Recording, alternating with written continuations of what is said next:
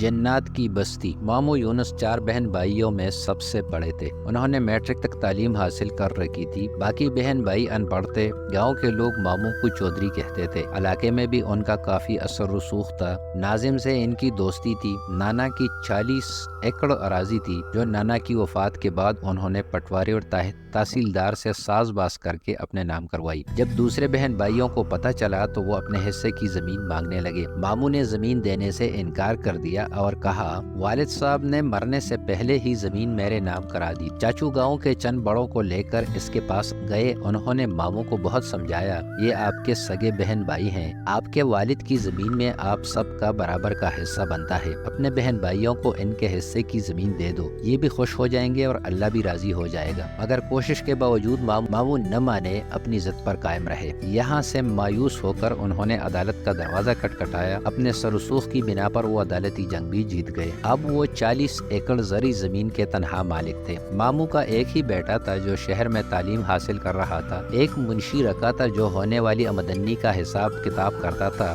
زمینوں سے اچھی خاصی آمدنی ہو رہی تھی۔ 40 ایکڑ زمین میں 2 ایکڑ زمین غیر آباد تھی۔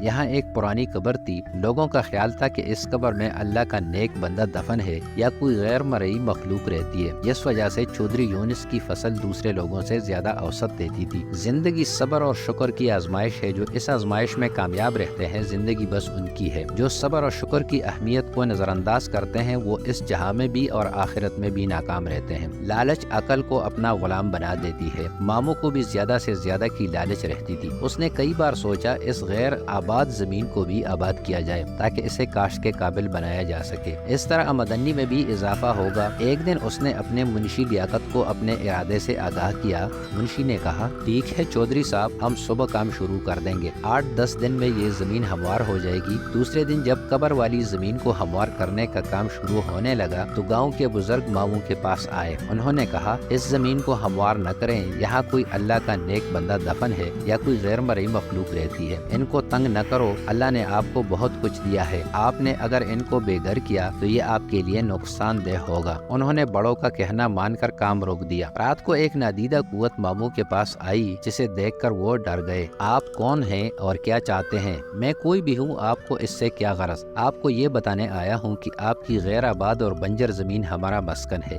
آپ نے جو اسے ہموار کرنے کا منصوبہ بنایا ہے اسے اپنے ذہن سے نکال دیں۔ اگر آپ نے ایسا نہ کیا تو آپ کا بہت نقصان ہوگا، آپ کی زمینوں کی آمدنی بھی ختم ہو سکتی ہے۔ یہ کہہ کر وہ کمرے سے نکلا اور فضا میں تخلیل ہو کر ماموں کی نگاہوں سے اوجھل ہو گیا۔ صبح ماموں نے منشی کو اپنے پاس بلوایا، رات والا واقعہ سنایا اور قبر والی زمین کو ہموار کرنے سے منع کر دیا۔ وقت گزرتا رہا۔ ایک دن ماموں کو فالج کا اٹیک ہوا۔ وہ بستر کے ہو کر رہ گئے۔ زمینوں کی دیکھ بھال اب ان کے بس کا کام نہیں تھا، لہٰذا ان کا بیٹا حارث تعلیم ادھوری چھوڑ کر واپس گاؤں آ گیا۔ اب وہ زمینوں کی نگرانی کرتا۔ اپنے باپ کی طرح حارث نے بھی غیر آباد زمین کو ہموار کر کے اسے قابل کاشت بنانے کا ارادہ کر لیا۔ اس سلسلے میں جب اس نے منشی سے بات کی تو اس نے کہا پہلے بڑے چودھری سے بات کر لیں، انہوں نے یہ زمین آباد کرنے سے منع کیا ہے۔ حارث نے اپنے والد صاحب سے بات کی۔ ماموں نے بتایا یہاں غیر مرئی مخلوق رہتی ہے اور اپنے ساتھ پیش آنے والا واقعہ بھی بیان کیا۔ یہ جن بوت والی باتیں سب جھوٹی ہوتی ہیں، ان کا حقیقت سے کوئی تعلق نہیں ہوتا۔ ہم نے اپنی زمین آباد کرنی ہے، کسی کی زمین پر قبضہ تو نہیں کر رہے ہیں جو ہمارا نقصان ہوگا۔ اگر یہاں نادیدہ قوتیں یا جن بوت وغیرہ رہتے ہیں تو وہ کہیں دوسری جگہ جا کر آباد ہو جائیں گے۔ حارث کی باتیں سن کر ماموں پریشان ہو گئے۔ انہوں نے اپنے بیٹے کو بہت سمجھایا مگر وہ نہ سمجھا۔ منشی نے بھی اس کا حوصلہ بڑھا دیا۔